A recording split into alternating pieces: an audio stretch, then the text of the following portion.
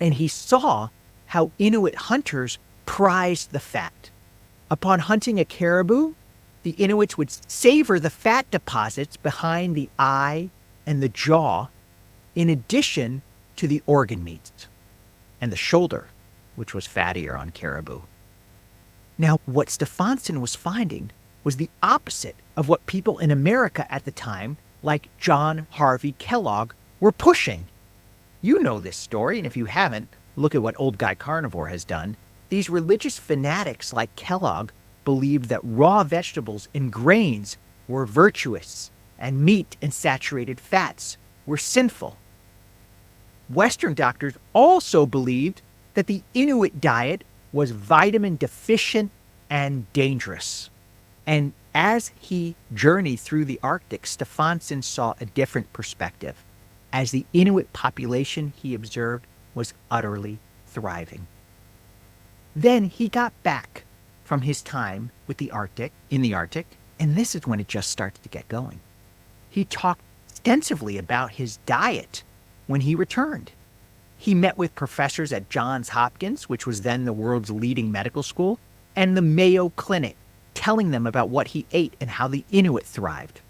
And he was truly frustrated, like many of us are, by the conventional dietary recommendations of the time, people like John Harvey Kellogg.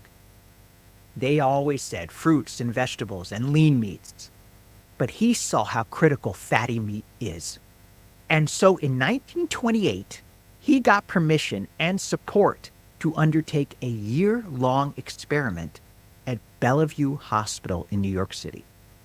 He and one other participant, another explorer named Karsten Anderson, committed to an all-meat diet for an entire year. For the first 2 weeks, they stayed in the hospital under intense laboratory observation. And then, afterward, they would come in several times a week for an array of tests. And they actually had paid observers who followed them during the week and watched them to make sure they followed the all-meat diet. Now, they each got sick once. And they both got sick when they were eating very lean cuts of meat, per the protocol of the experimenters. Otherwise, they were incredibly healthy the entire time. Their blood tests showed consistent, healthy results.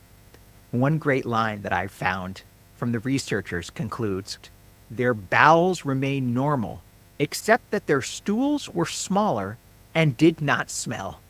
They took in between 2,000 and 3,100 calories per day and derived an average of almost 80% of their energy from animal fats and almost 20% from protein, the 80-20 ratio. And what kind of meat did they eat? According to the notes on the experiment, they ate steak, roast beef, brains, tongue, calf, and liver. And they ate liver only once per week. The experiment was incredibly successful. But unfortunately, we know that it did not have much of an impact. John Harvey Kellogg and the low-fat anti-meat movement eventually won over the American public and nutrition science. But Stefansson's diet resembles what many of us do. In fact, he later called it a Stone Age way of eating. And he kept it up his entire life. High-fat, low-carb, primarily meat. He wasn't a 100% carnivore like some of us are, but he was probably 90%.